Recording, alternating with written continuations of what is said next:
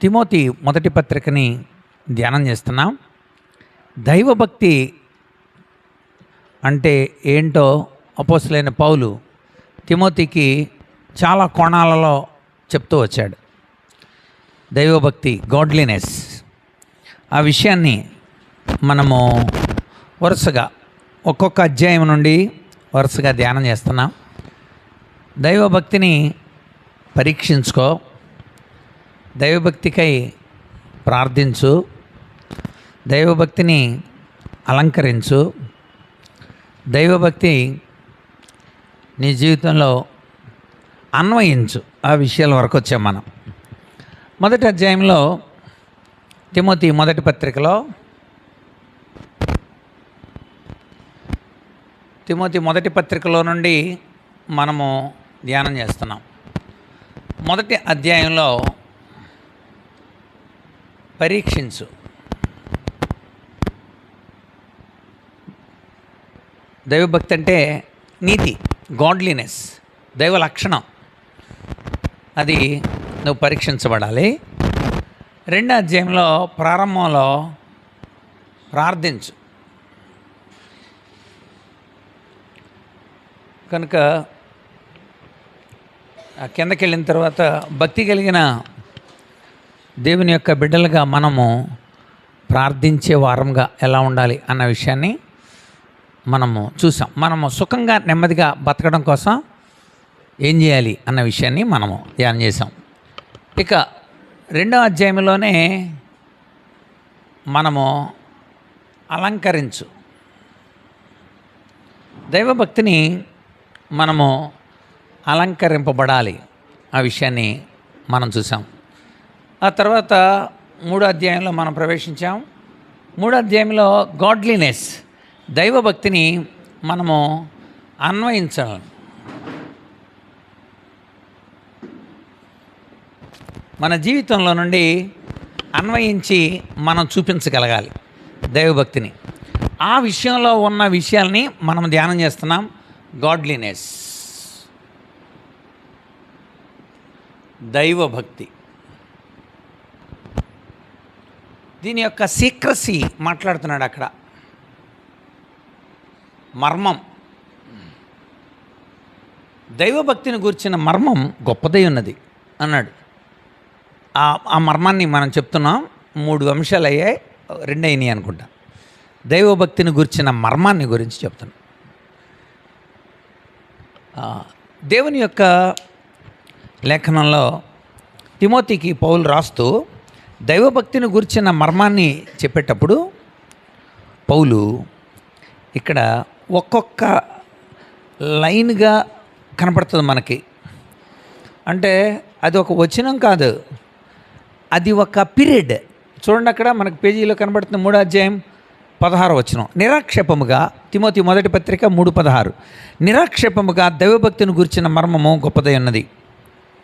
ఆయన సశరీరుడిగా ప్రత్యక్షుడైన, అదొక పీరియడ్. దాని గురించి మనం ధ్యానం చేసాం. సశరీరుడిగా, ఇన్కర్నేషన్, యేసు ప్రభు శరీరధారిగా ఈ లోకానికి వచ్చాడని దైవభక్తిలో మొట్టమొదటి విషయం. దైవభక్తిని ఇతరులకి చెప్పాలనుకోండి. భక్తి అనేది ఒక గుణాత్మకమైన, లక్ష్యాత్మకమైన, కార్యాత్మకమైన విషయం. దైవభక్తి అంటే ఏదో పెట్టుకుంటే, ఏదో అలంకరించుకుంటే, ఏదో ధరిస్తే, లేకపోతే ఏదో చేస్తే కాదు. దైవభక్తి గుణాత్మకంగా కనిపించాలి. గాడ్లీనెస్, దైవ లక్షణం దైవభక్తి అంటే. కనుక దేవుని లక్షణాలు మన జీవితాల్లో నింపుకోవడమే దైవభక్తి. అదే మనం వరుసగా చూస్తున్నాం అన్ని అధ్యాయాల్లో. ఈ 3వ అధ్యాయంలో దైవభక్తి సంబంధించిన మర్మాన్ని చెప్పాలనుకుంటున్నాడు. అది నీవు సంపూర్ణంగా ఎరిగి ఉండాలి. That is the secrecy of godliness. అది ఇక్కడ రాస్తుంది, దైవభక్తిని గురించిన మర్మం. కనుక ఏంటది? అక్కడ 6 ప్రధానమైన విషయాల్ని ఇందులో రాశాడు. ఈ మర్మం తెలిస్తే మనము ఇతరులకి సత్యస్వార్తని అందజేసి వాళ్ళకి అసలు దైవభక్తి అంటే ఏంటో, సహజంగా భక్తి అంటే ఏంటి? చాలామంది గుడికి వెళ్ళటం భక్తి, గుడి కనిపించిన వెంటనే లేదా అలా దండం పెట్టుకుంటామో, ఇలా అనుకోవటమో, అది అది భక్తి. ప్రజలు అనుకునే దైవభక్తి అలా ఉంటుంది అనమాట. లేకపోతే ఏదో కొన్ని దినాలు వ్రతం పాటించడమో, లేకపోతే కొన్ని ఉపవాసాలు చేయడమో, ఇది చేస్తే భక్తి అనని. కానీ అది చేసి ఆడు పూర్వస్థితిలోనే ఉంటున్నాడు. మళ్ళీ ఆ తేదీలు వచ్చినప్పుడు వ్రతాలు చేస్తున్నాడు అంతే. ఆ తేదీలు వచ్చినప్పుడు 40 రోజులు ఉపవాసం, లేకపోతే 30 రోజులు, 50 రోజులు, 15 రోజులు, 21 రోజులని వచ్చింది ఈ మధ్యన డానియల్ ఫాస్టింగ్ అని పేరుతో. 21 రోజులు ఇలా చేయటం వచ్చింది. మళ్ళీ మామూలే. కానీ దైవభక్తి గుణాత్మకంగా ఉంటే 365 రోజులు ఉంటాడు. గుణం అనేది నీలో ఒక్కొక్క సీజనాలను బట్టి రాదు. క్రిస్మస్ అడ్వెంట్ దగ్గర నుండి మొదలు మనకి అడ్వెంట్ అయిన వెంటనే క్రిస్మస్ అయిన వెంటనే అది ఎపిఫోనీ అయిపోయిన వెంటనే మళ్ళీ ఆ 40 రోజులు భస్మ బుధవారంతో మొదలు, ఆ తర్వాత అది అయిన వెంటనే మళ్ళీ గుడ్ ఫ్రైడే తర్వాత ఈస్టర్ తర్వాత కొంచెం ఖాళీ దొరుకుద్దేమో భక్తికి. కనుక భక్తికి ఖాళీ లేదు, దానికి సీజింగ్ ఏమి ఉండదు అసలు, ఎడతెగక. కనుక గుణం మనతోనే ఉంటుంది. దైవ సంబంధమైన గుణం మనతోనే ఉంచుకోవడాన్ని దైవభక్తి అంటే. అందుకనే ఆ దైవభక్తికి సంబంధించిన విషయాలు యేసుక్రీస్తు ద్వారా మనం ఎలా పొందుతామో ఆ దైవభక్తికి మూలమైన యేసుక్రీస్తుని గురించి చెప్పాడు. ఏం చెప్పాడు? నెంబర్ 1 మనం సశరీరుడిగా ప్రత్యక్షుడయ్యాడు. దీని గురించి మనం చూసాం. సత్శరీరుడిగా,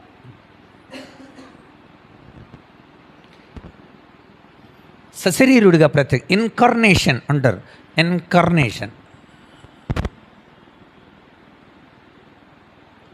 కార్నే అంటేనే ఫ్లెష్ అని అర్థం.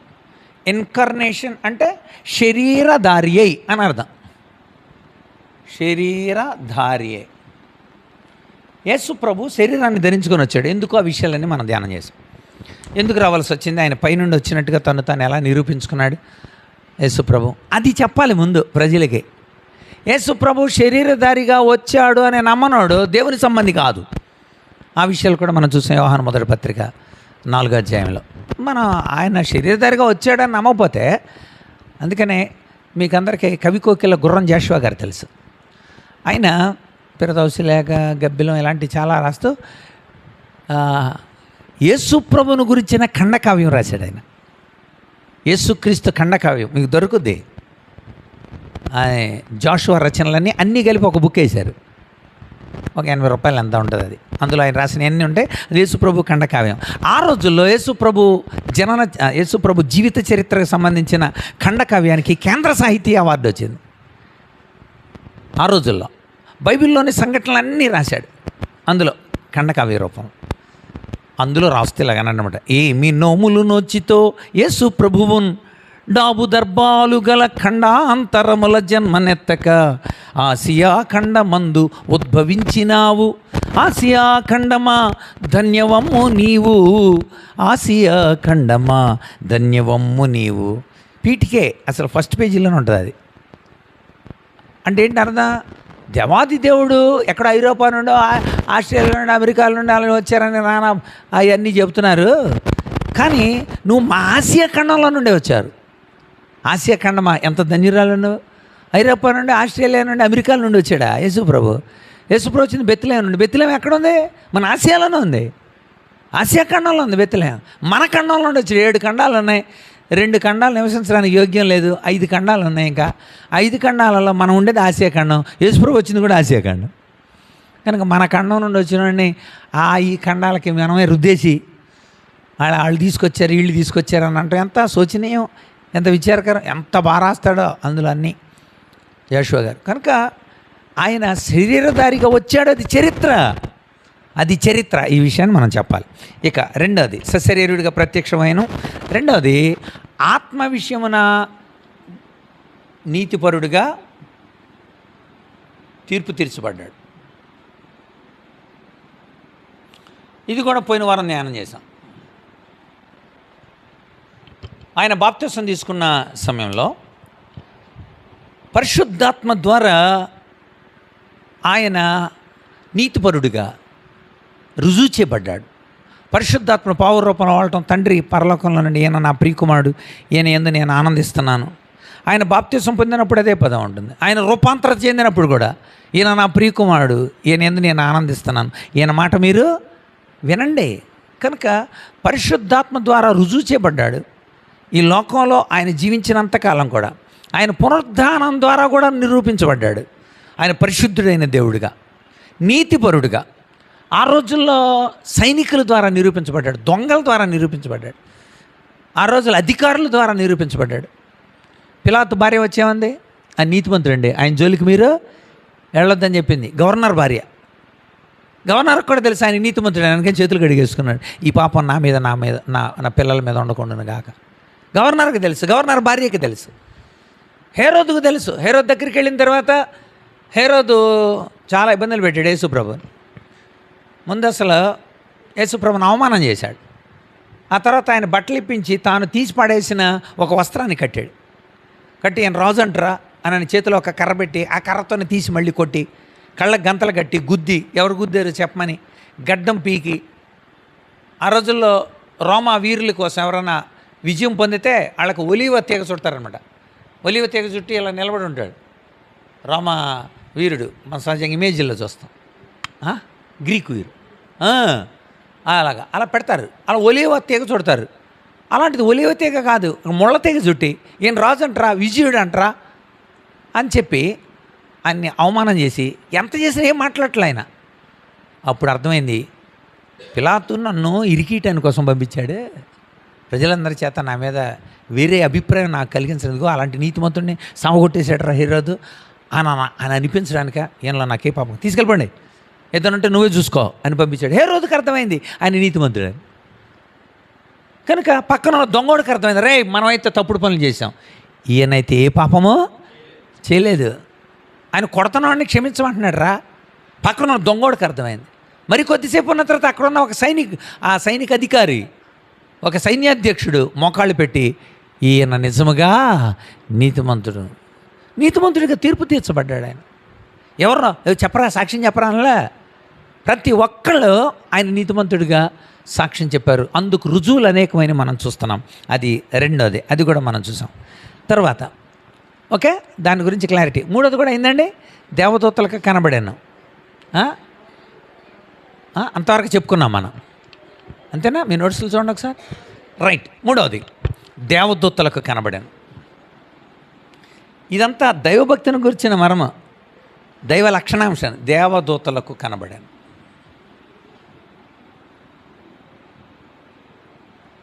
ఇది చాలా ఆశ్చర్యకరం అనమాట. దేవదూతలకు కనబడటం ఏంటండి? తెల్లారి లేచి ఆయన దేవదూతలతోనే అది ఉండేది.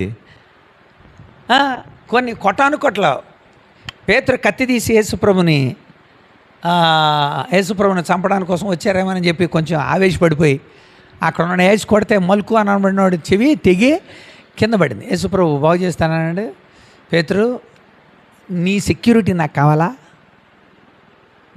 నేను తలిస్తే నేను ఒకసారి ఆ తండ్రి వైపు అలా చూస్తే చాలు, వ్యూహాల సైన్యం కింద దిగుతారు.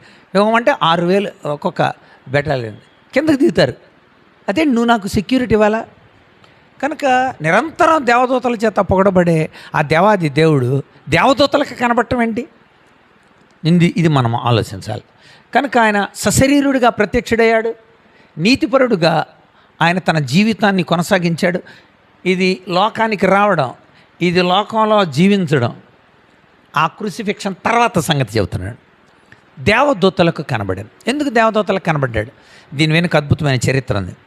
అదేంటంటే పరలోకంలో తండ్రి ద్వారా కుమారుడైన యేసుక్రీస్తు లోకానికి మరణించడానికి వచ్చాడు.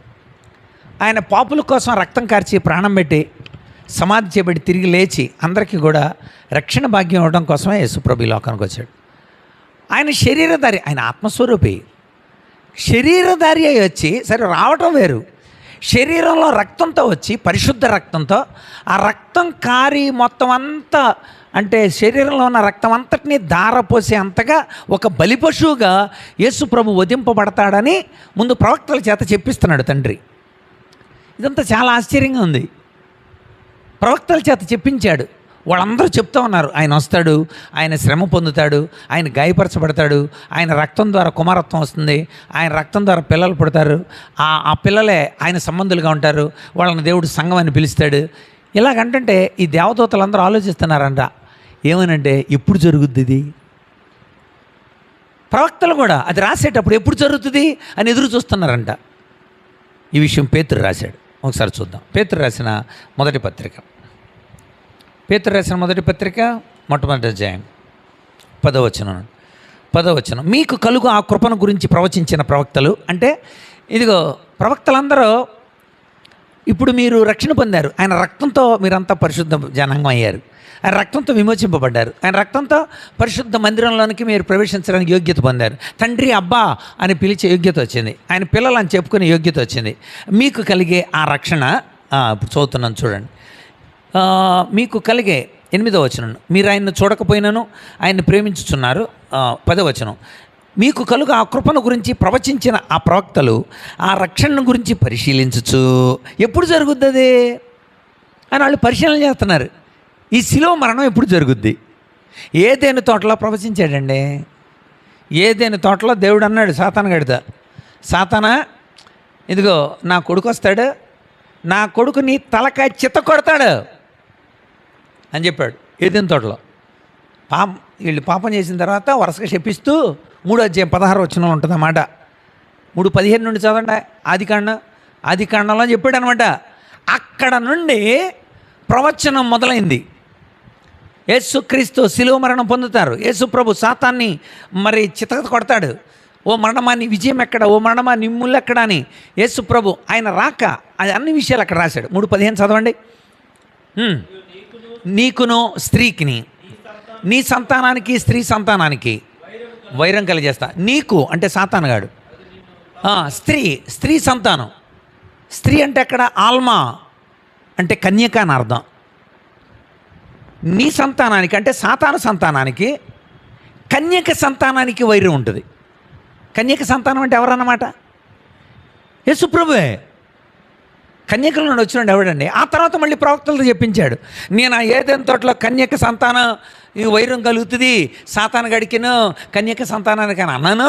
ఆ కన్యక సంతానం యేసుప్రభు అని చెప్పండి అంటే యెషయా మళ్ళీ వెళ్ళి 7వ అధ్యాయం 14వ వచనంలో ఇదిగో మీకు ఒక గొప్ప శుభవర్తమానం చెబుతున్నాను, నేను మీకు ఒక సూచన చేస్తున్నాను. అదేంటంటే కన్యక గర్భవతి అయి కుమారుని కంటుంది, ఆయనే దేవుడు. ఎలాంటి దేవుడు? తోడై దేవుడు. ఇమ్మాన్యుయేల్. ఏల్ అంటే దేవుడు, ఇమ్మాన్యుయేల్ అంటే తోడయ్యుండే దేవుడు. తోడయ్యుండే దేవుడు వస్తున్నాడు. అక్కడ ప్రవచనం కదా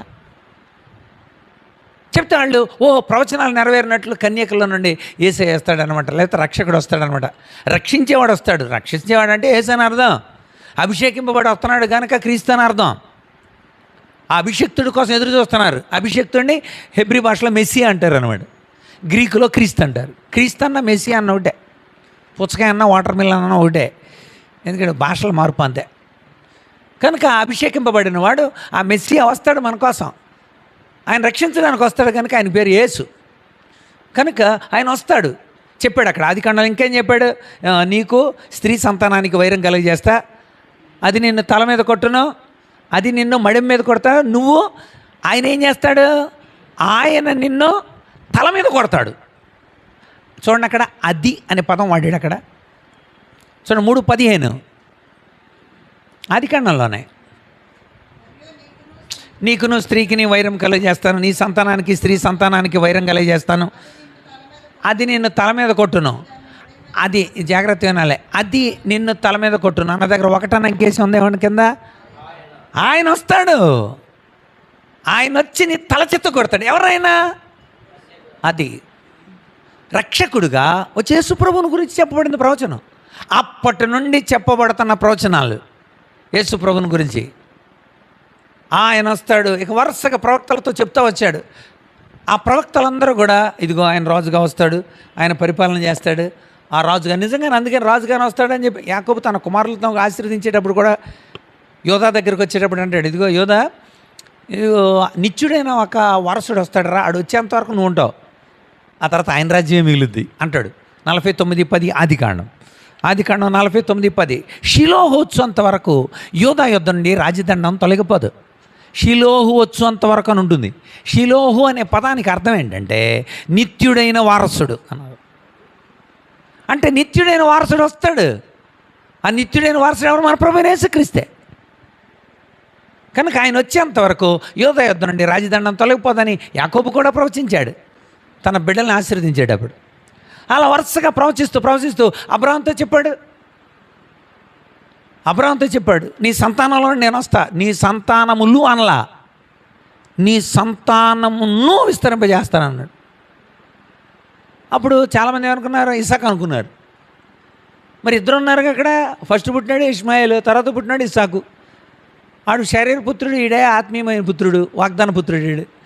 ఎవరి గురించి చెప్పబడింది? వాళ్ళిద్దరి గురించి కూడా కాదు, యేసు ప్రభువుని గురించి చెప్పబడింది అంటాడు పౌలు. ఆ సంతానాలు కొంతకాలం, కొన్ని సంవత్సరాలు ఉన్నారు. శాశ్వతమైన ఒక సంతానాన్ని నేను నీ గర్భంలో నుండి రప్పిస్తా అన్నాడు. ఆ సంతానం ఎవరు అనుకున్నారు? మన ప్రభువైన యేసుక్రీస్తే. అంటే అబ్రహాము సంతానంలో నుండి యేసు ప్రభు వస్తాడని అక్కడే చెప్పాడు. బైబిల్లో చూద్దామా? గలతీ పత్రిక 3వ అధ్యాయం 16వ వచనం. గలతీ పత్రిక 3:16 అక్కడేమనుంది? అబ్రహాముకు అతనికి సంతానానికి వాగ్దానాలు చేయబడ్డాయి. ఆయన అనేకులను గురించి అన్నట్టు నీ సంతానములకు అని చెప్పకుండా ఒకరిని గురించి చెప్పినట్టు నీ సంతానము నకు అన్నాడంట. సంతానములకు అనలేదంట. పౌలు ఎంత బాగా చదువుతున్నాడు.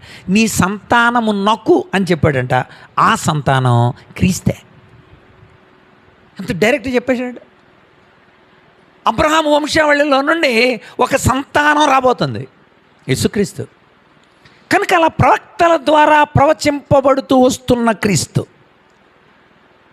అలా వచ్చారు. ఇంకా యోబు అబ్రహాం కాలంలోనే వాడే, అప్పటి టైముడు యోబు. ఆ తర్వాత మన పుస్తకరీత్యా కావ్య గ్రంథాల్లో ప్రథమం పెట్టారు, కానీ ధర్మశాస్త్రం రాక ముందున్నాడు యోబు. సో ఆ యోబు చెప్పాడు, ఇదిగో నా విమోచకుడు సజీవుడయా, ఆయన భూమి మీదకి వస్తాడు అంటాడు. 19:25 యోబు గ్రంథం 24-25 వచనాల్లో, నా విమోచకుడు సజీవుడు, ఆయన భూమి మీద నిలుస్తాడు, నేను చూస్తా, నా కళ్ళతో చూస్తా, ఒకవేళ చచ్చిపోతానేమో, శరీరం లేకుండా కూడా చూస్తా అన్నాడు. చదవండి ఆ పదం, యోబు గ్రంథం 19 త్వరగా. కనుక ఎప్పటి నుండో ప్రవచింపబడిన 19:25, నా విమోచకుడు సజీవుడనియు తరువాత ఆయన మీద భూమి మీద నిలుచునని నేను ఎరుగుదును. ఇంకేమన్నాడు చూడండి, ఇలాగ నా చర్మము చీకిపోయిన తర్వాత శరీరంతో నేను చూస్తాను. ఓహో, శరీరంతో చూస్తాను అన్న దగ్గర 2 అంకేసి ఉంటుంది చూడండి కింద, శరీరము లేనివాడని అంటే అర్థం ఒకవేళ చచ్చిపోతానేమో, నేను చచ్చిపోయినాను వస్తాడు ఖచ్చితంగా.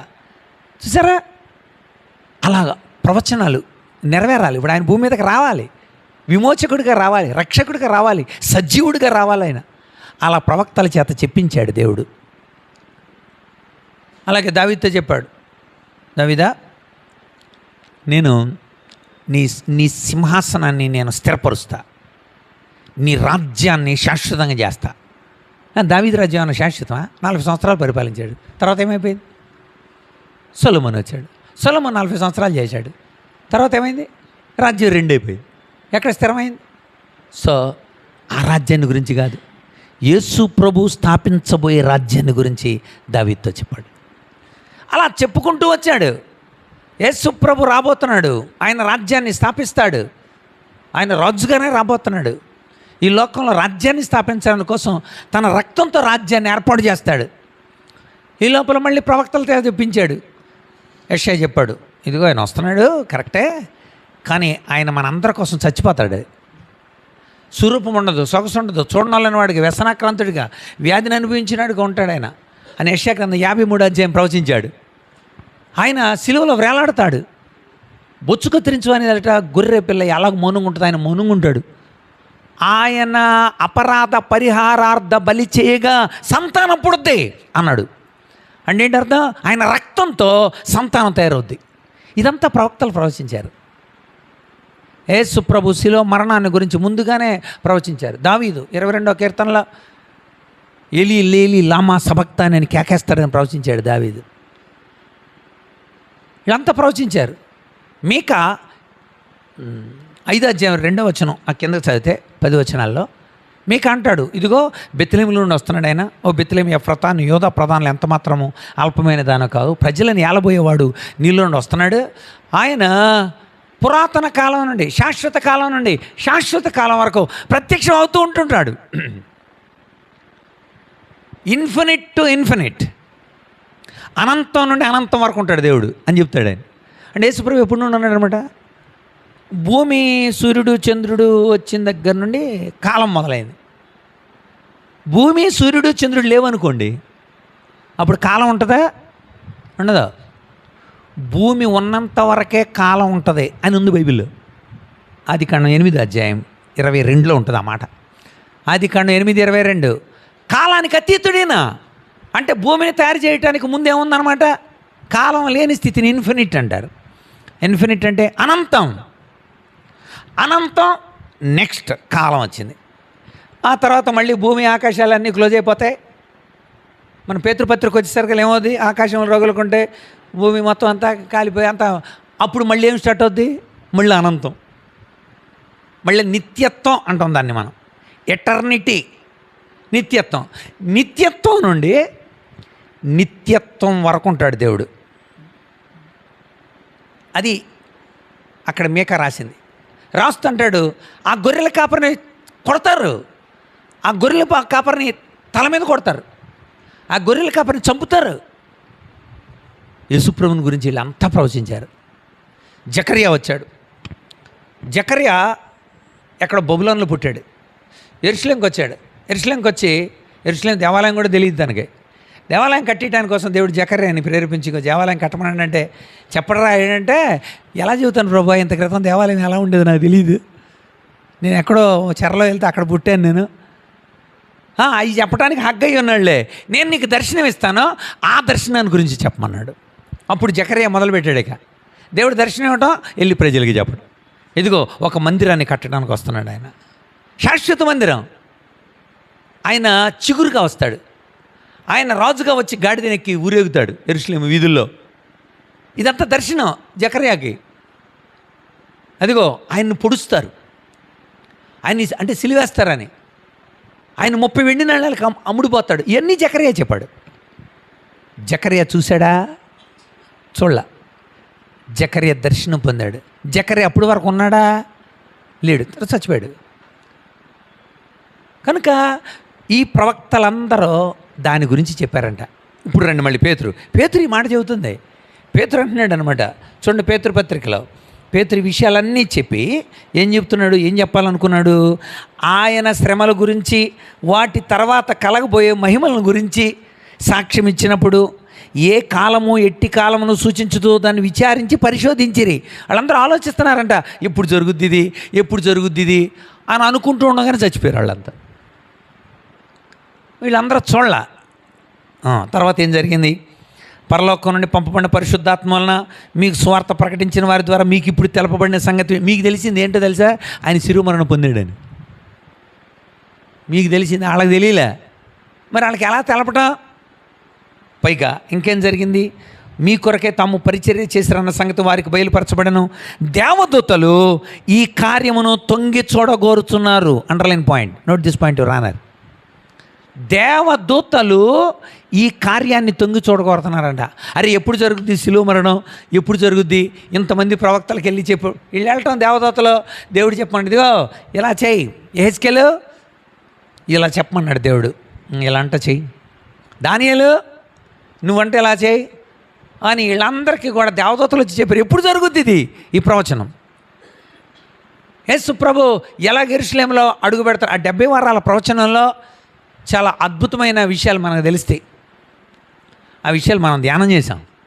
70 వారాల ప్రవచనాన్ని గురించి మనము అడ్వెంట్ టైంలో చక్కగా ధ్యానం చేసామని. సో ఇవన్నీ దానియేలు ద్వారా, ఈ ప్రవక్తలందరి ద్వారా చెప్పబడింది. ఎప్పుడు నెరవేరుతుందని దేవదూతలు తొంగి చూస్తున్నారంట. యేసు ప్రభు శిలువ మరణం దగ్గర పడింది, శిలువ మరణం పొందాడు ఆయన. శిలువ మరణం పొంది మరి పాపం ప్రవచించారు వీళ్ళంతా. అందుకోసం ఆయన డైరెక్ట్ ఎక్కడికి వెళ్ళాడు తెలుసా? ఎవరైతే ప్రవచించారో ఆ పాత నిబంధన భక్తుల దగ్గరికి వెళ్ళాడు ఆయన. అక్కడికి వెళ్ళి, యెషయా నువ్వు ప్రవచించావుగా, ఆపరేషన్ సక్సెస్, పూర్తయిపోయింది, ఆ పని పూర్తి చేశాను నేను, నువ్వు చెప్పినట్టుగానే జరిగింది. అలాగా ప్రవచనం చెప్పావు కదా నువ్వు. మీకా ఇదిగో ప్రవచించావుగా, దావీదు ప్రవచించావుగా, యోబు ప్రవచించావుగా, అందరూ వాళ్ళందరికీ ఆయన కనబడ్డాడంట. వాళ్ళందరితో షేర్ చేసుకున్నాడంట. ఆ తర్వాత ఆయన లేచి దేవదూతలకు కనబడాను. అది ఇక్కడ సారా. ఎందుకు దేవదూతలకు కనబడ్డాడు? పేతురు ఏం రాశాడు? దేవదూతలు తొంగి చూస్తున్నారంట ఎప్పుడు జరుగుద్దా అని. అందుకని ఆయన కనబడి ఆపరేషన్ సక్సెస్. కనుక ఇది ఇప్పుడు రాస్తుంది పౌలు. కనుక ఆయన దేవదూతలకు కనబడ్డాడు సజీవుడైన దేవుడిగా, ఆపరేషన్ సక్సెస్ అయినా. అందుకనే ఈ మర్మం చాలా గొప్పది. చెరగా తీసుకొని పోయి దేవదూతలకు తను ప్రత్యక్షపరుచుకున్న దేవుడు. అందుకనే ఆయన దేవదూతలకు కనబడను. ఎఫెసీలు రాసిన పత్రికలో ఒక మాట మనం చూద్దాం. ఎఫెసీ పత్రిక 3వ అధ్యాయం. ఎఫెసీ పత్రిక 3వ అధ్యాయం చూడండి, 3 నుండి 11 వచనాలు మనం చదివితే, ఎట్లనగా క్రీస్తు మర్మము దేవదర్శనం వలన నాకు తెలియపరచబడి ఉన్నది. ఆ మర్మం ఇప్పుడు దాన్ని చదివిన ఎడల క్రీస్తు మర్మను గురించిన జ్ఞానం మనం గ్రహించుకోగలరు. ఆ మర్మం ఇప్పుడు ఆత్మ మూలముగా దేవుని పరిశుద్ధులకు, అపోస్తులకు, ప్రవక్తలకు బయలుపరచబడి ఉన్నది. పూర్వకాలమందు మనుషులకు తెలియపరచబడలేదు ఆ మర్మం. That is the secrecy of godliness. వాళ్ళకి తెలియపరచబడలేదు. వాళ్ళకి తెలుసుంటే యేసుప్రభుని సిలివేరాళ్ళు. ఎందుకు సిలివేరు? యేసుప్రభు సిలివేస్తే యేసుప్రభు రక్తం ద్వారా అందరూ ఒకటైపోతారు. అది తెలిసిందనుకున్న గ్రీకులకి ఒప్పుకోరు వాళ్ళు. అది తెలిసిందనుకో రోమీలకి వాళ్ళు ఒప్పుకోరు. అది తెలిసిందనుకున్న యూదులకి వాళ్ళు కూడా ఒప్పుకోరు. ఎందుకో తెలుసా? యూదుల యొక్క గొప్పతనం ఏంటంటే ప్రపంచంలో మేమే టాపర్సాం, దేవుడి పిల్లలు మేము స్వకీయ సంపాద్యం, అందరు అన్యులు అని చెప్పుకుంటున్నారు. మరి యేసుప్రభు ఇప్పుడు వచ్చి అన్యుల్ని ఏళ్ళని అందరినీ కలిపేస్తానంటే యూదులు ఎందుకు ఒప్పుకుంటారు? అందుకే యూదులు గొడవ చేసింది. 2, గ్రీకులు ఒప్పుకోరు. ఎందుకంటే ప్రపంచానికి జ్ఞానం నేర్పిన వాళ్ళు గ్రీకులే. అరే ఈయనొచ్చి మొత్తం అందరినీ ఒకటి చేస్తానంటే ఎలా కుదురుద్ది రాబాయ్? కుదరదు. అలాగా గ్రీకులు ఒప్పుకోరు. రోమీలు అసలు ఒప్పుకోరు. ఎందుకంటే రవి అస్తమించిన రోమా సామ్రాజ్యం. ఏ ప్రాంతంకి వెళ్ళినా ఏదో ఒక చోట సూర్యుడు ఉదయిస్తానే ఉంటాడు రోమా సామ్రాజ్యంలో. మరి అలాంటి అతిపెద్ద సామ్రాజ్యాధినేతలు ఎలా ఒప్పుకుంటారు యేసుప్రభు అందరినీ కలిపేస్తాడంటే? నక్సలిజం ఎందుకు ఫెయిల్ అయింది? కమ్యూనిజం ఎందుకు ఫెయిల్ అయింది? కమ్యూనిజం యొక్క మోటో ఏంటి? కమ్యూనిజం పదం ఎక్కడి నుండి వచ్చింది? కమ్యూనిస్ అనే పదం నుండి వచ్చింది. కమ్యూనిస్ అనే లాటిన్ పదం కామన్ అని అర్థం. కామన్, అందరినీ ఒకటి చేసేయాలని చూశారు కమ్యూనిస్టులే. అందుకని ఆ బూర్జువాగాళ్ళని వాళ్ళందరినీ మనలాంటి వాళ్ళని కలిపేయాలని అనుకున్నారు. సాధ్యమైందా? సాధ్యం కాలే. సోవియట్ యూనియన్ లాంటి కుప్పకూలిపోయినాయి రష్యా అనేవాడు. ఎందుకు కమ్యూనిజం చేయలేకపోయింది? కమ్యూనిజం ఏది చేయలేకపోయింది, వేసి దాన్ని చేశాడు. దేవుడు నమ్ముకున్న పిల్లలందరూ అన్ని రకాల వాళ్ళు ఉంటారు, అందరూ ఒకటిగా ఉంటారు. కడగబడిన పిల్లలుగా, తన బిడ్డలుగా యేసుప్రభు వాళ్ళందరినీ కామన్ చేయగలడు. అందుకనే మనం తీసుకునే ప్రభురాత్రి భోజనాన్ని హోలీ కమ్యూనియన్ అంటారు. కమ్యూనియన్ అనే పదం కమ్యూనిస్ట్ నుండి వచ్చింది. కమ్యూనికేషన్ అనే పదం కూడా అందులో నుండి వచ్చింది. కమ్యూనికేటర్ ఎందుకంటారంటే దాన్ని కమ్యూనికేషన్ అంటే అర్థం ఏంటి? నేను ఒక విషయాన్ని మీకు చెప్పడాలని అనుకున్నాను ఈరోజు, అది మీకు చెప్పేశా. అది చెప్పినప్పుడు మీరు నేనేమవుతా? ఒకటైపోతా. యేసుప్రభు అన్నాడు, మీరు ఇది తీసుకోండి, ఇది తీసుకోవడం ద్వారా నేను ఇస్తున్నాను నా శరీరం మీలో ఉంది, మీరు నేను ఒకటైపోతాం. అది ఐక్యత, కమ్యూనియన్, కమ్యూనికేషన్, కమ్యూనిజం. కనుక యేసుప్రభు ఈ కార్యాలను చేయడానికి కోసం ఆయన ఇష్టపడ్డాడు. That is the secrecy of godliness. అందుకని ఏం జరిగింది తెలుసండి? రోమీలకు కూడా తెలియలేదు యేసుప్రభు శిలువ మరణం పొందుతుంటే ఎందుకంత మౌనంగా ఉన్నాడు ఆయన, చేతకానోళ్ళగా. శివనన్నయ్య ఆ పదాన్ని యూజ్ చేసుకున్న పాట రాశాడు. చేతకాని మరణం కాదిది. చేతకాని మరణం కాదంట. అంటే అర్థమైందా పదం? అంటే మేకుల్లో నుండి ఎవడో వీధిలో అమ్మడి తిరుగుతా చెప్తూ ఉంటాడు ఒకడెవడో ఆడు చెప్తున్నాడు 3 మేకుల నుండి బయటికి రాలేకపోయాడా? అలా వస్తే మనకు రక్షణ లేదు. సమాధిని గెలిచి అంత శక్తి కలిగి ఉన్నవాడికి 3 మేకుల్ని పీకోవటం చేత కదా. ఆయన వచ్చిందే మేకుల్లో వేలాడటానికి వచ్చిందే వేలాడటానికంటే వీడికి అర్థం కాక బయటికి రాలేడా అంటాడు.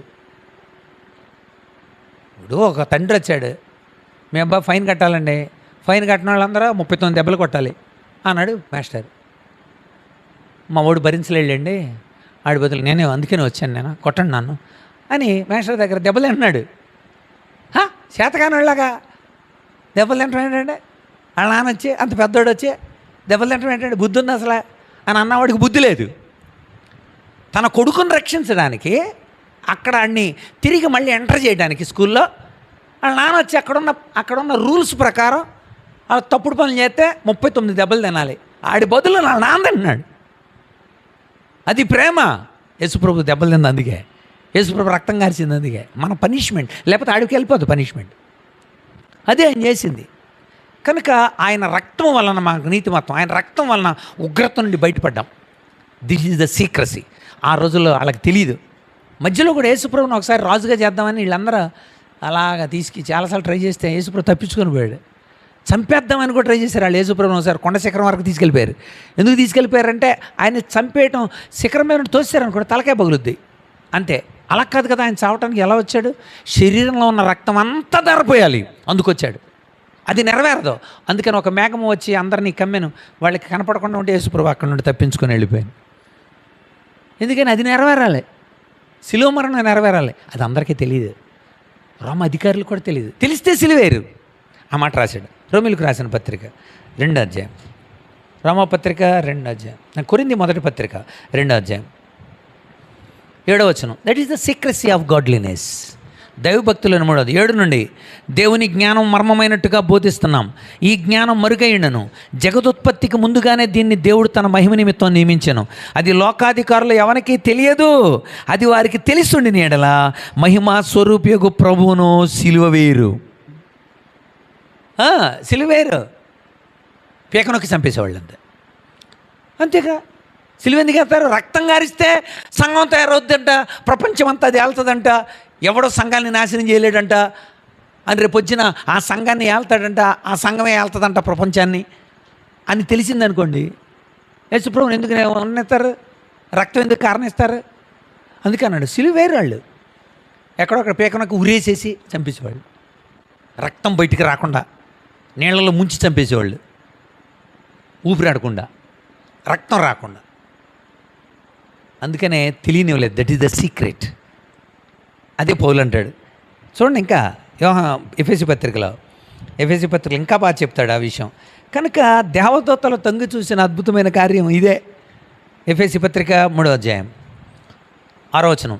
అన్యజనులు సువార్త వలన క్రీస్తు యేసునందు యూదులతో పాటు సమాన వారసులు, ఒక్క శరీరం అందలి సాటి అవయవాలు వాగ్దానంలో పాలివారై ఉన్నారన్నదే. That is secret. అన్యులు మనం అందరం, అన్యులమైన మనం యూదులు అందరూ కలిసి ఒకే పాలిభాగస్తులుగా మనం ఉండటమే సీక్రెట్. అందుకోసం ప్రవచింపబడినట్లుగా ఆయన శిలువ మరణం పొందాడు.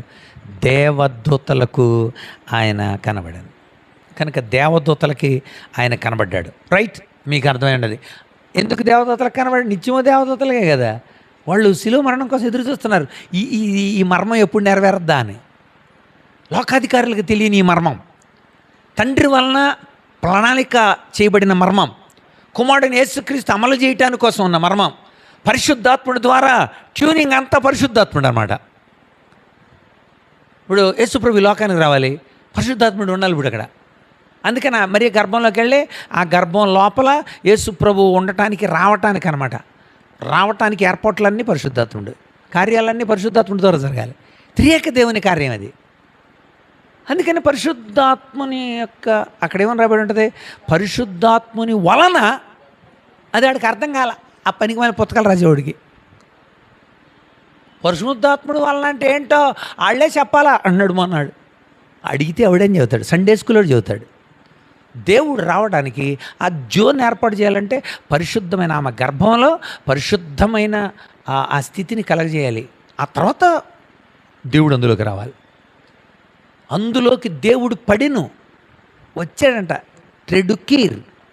ట్రెడుసీర్ అని ఉంటుంది లాటిన్లో, టు ట్రాన్స్ఫర్. పడిను అని ఉంటుంది లూకాసు వార్త 2:21. ఆయనకు 8వ దినమున సున్నతి చేయవలసి వచ్చినప్పుడు గర్భమందు ఆయన పడకమునుపు, గర్భంలోకి ఆయన పడకమునుపు. తెలుగు బైబిల్ అలా ఉంది, ఇంగ్లీష్ బైబిల్ చదవండి. పోనీ మూల ప్రతి చూడండి, మీరు ఇంటికి వెళ్తారు లెక్సికన్ గ్రీకులో ఏమని ఉంటుందో, గర్భంలోనికి ఆయన రాకమునుపు అని వచ్చాడు. మనకు అలాగ తయారవలా వచ్చాడు. ఆయన ఈ లోకానికి వచ్చాడు, పరిశుద్ధుడిగా వచ్చాడు, ఆత్మ ద్వారా నీతిమంతుడిగా నిరూపించబడ్డాడు, శిలువ మరణం పొందుతాడని దేవదూతలు చూశారు. నిజంగానే దేవదూతలకు ఆయన కనబడ్డాడు. రైట్. తర్వాత దిస్ ఇస్ ద సీక్రసీ. చూసారా, లోకానికి రావటం, జీవితం అంతా గడపటం, పరిశుద్ధంగా ఆత్మ ద్వారా గడపటం, ఆయన కార్యాన్ని జరిగించి తిరిగి అందరికీ కూడా దేవదూతలకు ఆ కార్యం జరిగినట్లుగా ఎదురు చూస్తున్న మర్మమయ్యున్న కార్యాన్ని ఆయన నెరవేర్చి ఆయన రుజువు చేయడం సజీవుడిగా. తర్వాత రక్షకుడని జనములలో ప్రకటింపబడెను.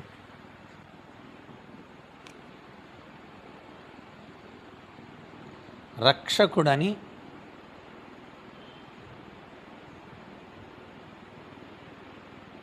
ఇది. సో రక్షకుడుగా జనాల్లో ప్రకటింపబడ్డాడు ఆయన. ప్రకటించాలంటే పరిశుద్ధాత్ముడు రావాలి, వ్యాప్తి చెందించాలంటే పరిశుద్ధాత్ముడు రావాలి, కార్యాలు ఏది చేయాలన్నా పరిశుద్ధాత్ముడు. అందుకని ఏమన్నాడు యేసు ప్రభు, నేను వెళ్తున్నాను, ఇదిగో మీకు పరిశుద్ధాత్ముడిని ఇస్తాను, నేను వెయిట్ చేయండి అన్నాడు. కరెక్ట్ వెళ్ళి 40 రోజులు ఇక్కడే ఉన్నాడు ఆయన. 40 రోజులు ఇక్కడుండి వెళ్ళిన 10 డేస్కి ఆయన పరిశుద్ధాత్ముడు పంపాడు. పరిశుద్ధాత్ముడి ఇక్కడికి వచ్చిన తర్వాత ఏం జరిగింది? యేసయ్యను గురించి పరిశుద్ధాత్ముడు అందరికీ చెప్పిస్తున్నాడు. యేసు ప్రభు కూడా ఈ 40 రోజులు ఏం చేశాడండి? జనములలో ఆయనే చెప్పాడు. చదువుతారన్నమాట అపోస్తల కార్యాలు 1వ అధ్యాయం 3వ వచనం. 40 రోజులు ఆయన ఏం చేశాడు? చదవండి. 1-3 అపోస్తల కార్యాలు త్వరగా.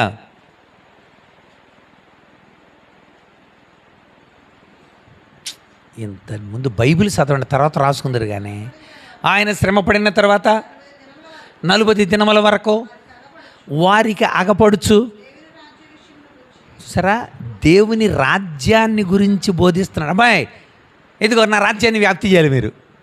నేను ఇంతకాలం ఏం చెప్పాను? సంఘం తయారవుద్దని చెప్పానా? దేవుడి రాజ్యాన్ని మీతోనే ఉంచానని చెప్పానా? రాజ్యం అంటే పరిపాలనండి, గుర్తుపెట్టుకోండి. రాజ్యం అనే పదానికి పరిపాలన అని అర్థం. మత్తయి దేవుడి రాజ్యాన్ని గురించే రాశాడు ఆయన రాజుగా.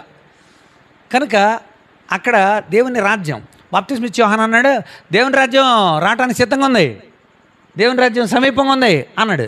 అంటే దేవుని పరిపాలన వస్తుంది మన మధ్యకి అన్నాడు. యేసు ప్రభు వచ్చేమన్నాడు, దేవుని రాజ్యం మీతో ఉంది అంటే ఏంటి అర్థం? దేవుని రాజ్య పరిపాలన వచ్చేసింది రా స్వామి, వచ్చేసింది. నేనే మీతో ఉంటా, మీలో ఉండి పరిపాలన చేస్తా, మిమ్మల్ని పరిపాలన చేస్తా, మిమ్మల్ని కాస్తా నేను. అందుకని యేసు ప్రభు ఆయన రాజ్యం మీతోనే ఉంది అన్నాడు. అందుచేత ఇక్కడ రాయబడిన మాట మనం గమనించాల్సిన విషయం. యేసు ప్రభు ఆ రాజ్యానికి సంబంధించిన విషయాలన్నీ చెప్తున్నాడంట 40 రోజులు. చదవండి. ఇంకా దేవుని రాజ్యం గురించి బోధించుచు, అది ప్రమాణాలన్న దగ్గర 1 కేసు ఉంటుంది చూడండి, కింద రుజువులు.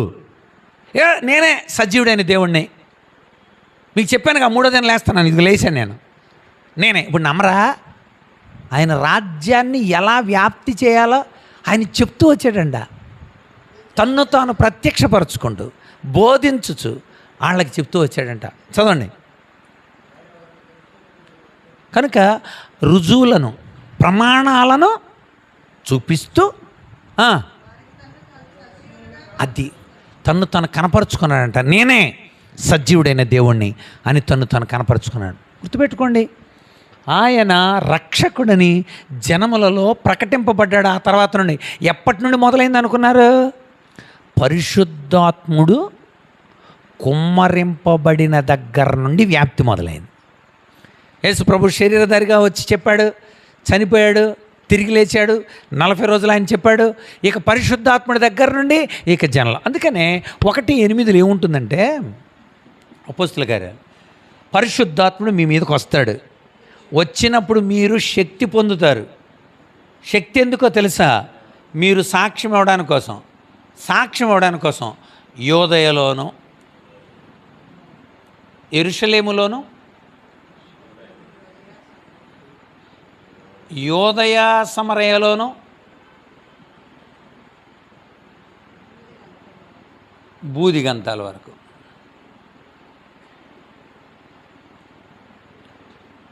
బూదిగంతాల వరకు ఏంటి? సాక్ష్యం ఇస్తారు.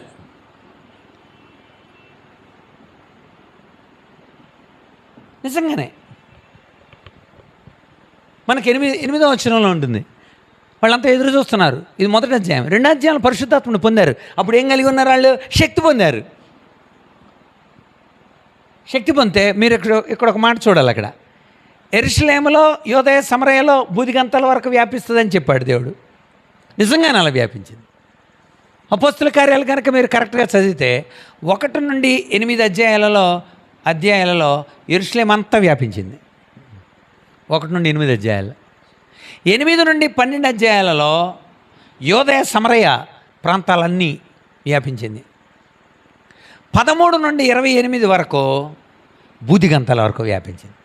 అంటే అపోస్తుల కార్యాలు మనం కరెక్ట్గా చూస్తే దేవుడు చెప్పినట్టుగానే ముందే చెప్పాడు, పరిశుద్ధాత్మను పంపుతున్నాను, శక్తిమంతులు అవుతారు, మీరు సాక్ష్యం ఇవ్వటం మొదలవుతుంది, యెరూషలేములో ప్రారంభం అవుతుంది. అంటే ఇలాగని అర్థం.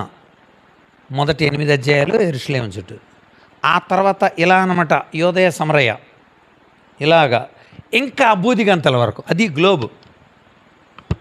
అంటే యెరూషలేము, యూదయ, సమరయ, బూదిగంతల వరకు వ్యాప్తి వెలుగు లాంటిది, సాక్ష్యం వెలుగు లాంటిది. వెలుగు కూడా అంతే. ఇక్కడ క్యాండిల్ పెట్టారు, ఇంతవరకు ఉంటుంది. ఇంకా కొంచెం 40 క్యాండిల్స్ పెంచారు, అది ఇంకా పెంచుతున్నారు. మీరు వ్యాప్తి జరుగుతూ ఉంటుంది అనమాట. మీరు సర్కస్ లైట్ చూసారుగా, సర్కస్ లైట్ ఎక్కడైతే 15 కిలోమీటర్లు కనపడుతుంది.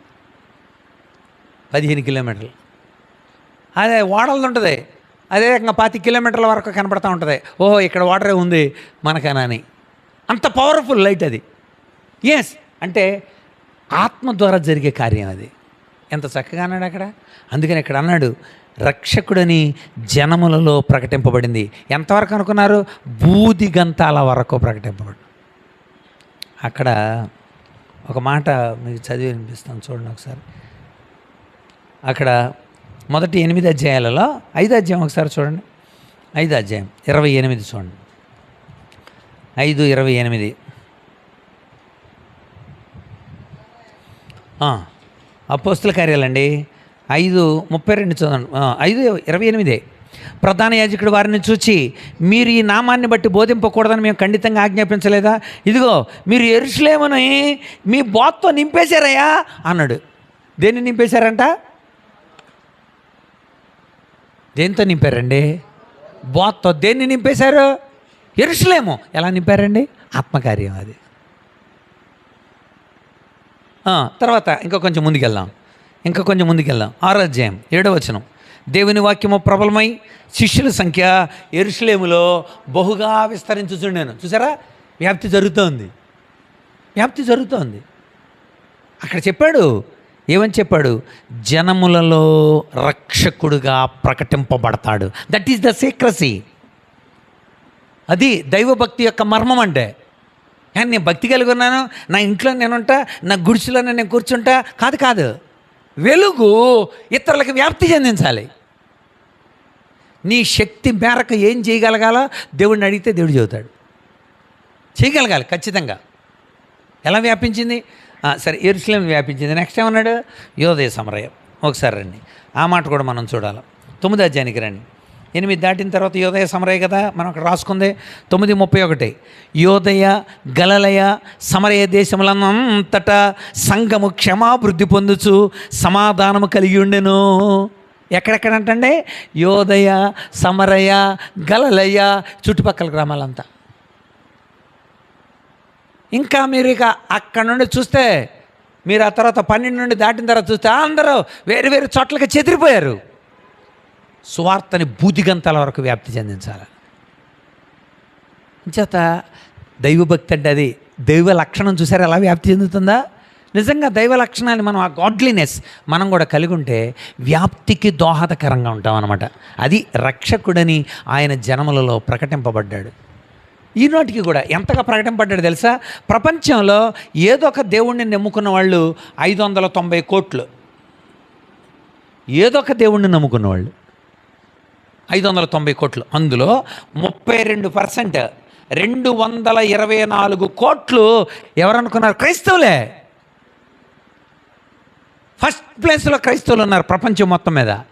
సెకండ్ ప్లేస్లో ముస్లింలు ఉన్నారు. ఏంటిది? జనములలో రక్షకుడిగా ఆయన ప్రకటింపబడ్డాడు. ఎంత అద్భుతమైన వ్యాప్తి. ఎవరు చేయాలి ఈ వ్యాప్తి? నువ్వు నేనే. ఎవరు చేయాలి ఈ వ్యాప్తి? మనమే. గొర్రెను కనాలి. ఇది దేవుడిచ్చేది. వచ్చే వారం ఈ సీక్రసీలు ఇంకా 2 ఉన్నాయి. దైవభక్తిని గురించిన మర్మం ఇది. అందుకని అంటాడు, ఈ మర్మాన్ని అన్వయించుకున్నావా? దైవభక్తి పరీక్షించుకున్నావా? దైవభక్తి గురించి ప్రార్థిస్తున్నావా? దైవభక్తిని అలంకరించుకున్నావా?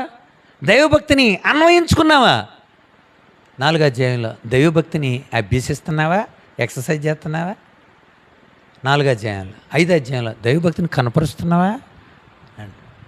So the wonderful sequence in Christianity, that is the prosperity in Christianity. క్రైస్తవ్యంలో ఉన్న అభివృద్ధి, లేకపోతే క్రైస్తవ్యంలో ఉన్న ఒక గొప్పతనం, అది దేవుని యొక్క ఇచ్చిన ప్రాస్పరిటీ, దేవుడు మనకిచ్చిన గొప్ప భాగ్యం. కనుక గుర్తుపెట్టుకోండి, మనము దైవభక్తిని ఇతరులకు చూపించేటప్పుడు ఈ సీక్వెన్స్లో యేసుప్రభుని గురించి చెప్పాలి. ఆయన శరీరధారిగా వచ్చాడు, ఆయన నీతిమంతుడిగా బతికాడు, ఆయన చచ్చిపోయి అద్భుతంగా మనందరికీ రక్షణ కార్యాన్ని ఆయన తీసుకొచ్చాడు, ఆయన రక్షకుడిగా ప్రకటింపబడుతున్నాడు. ఇంకా 2 ఉన్నాయి, వాటి మనం వచ్చే వారం చూద్దాం. దేవుడు ఈ మాటలు మన నిమిత్తమై దీవించునుగాక. ఆమేన్. ప్రార్థన చేద్దాం. రండి బ్రదర్ రాజు గారు, రండి, మీరు రండి, ప్రార్థన చేయండి. శేఖర్,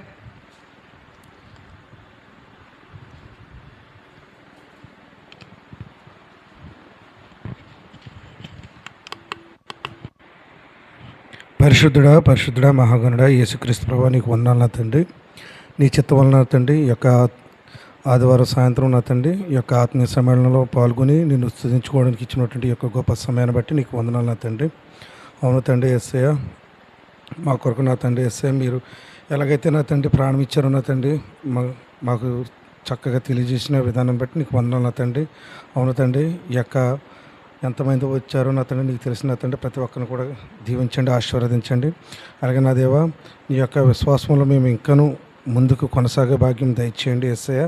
అలాగే నా తండ్రి, అనేగారి ద్వారా అనేక విషయాలు మేము నేర్చుకున్న తండ్రి, వాక్యానుసారమైనటువంటి జీవితాన్ని మేము పొందడానికి కావాల్సిన సహాయం దయచేయమని ఈ యొక్క ప్రార్థనలు నా తండ్రి ఆది నుండి అంతవరకు మమ్మల్ని కాచి కాపాడిన విధానాన్ని బట్టి నీకు వందనాలు చెల్లించుకుంటూ ఈ చిన్ని ప్రార్థన ఈ పాసంలో చేర్చుకున్నామని నజరేయుడైన యేసుక్రీస్తు నామమున అడిగి వేడుచున్నాం తండ్రి.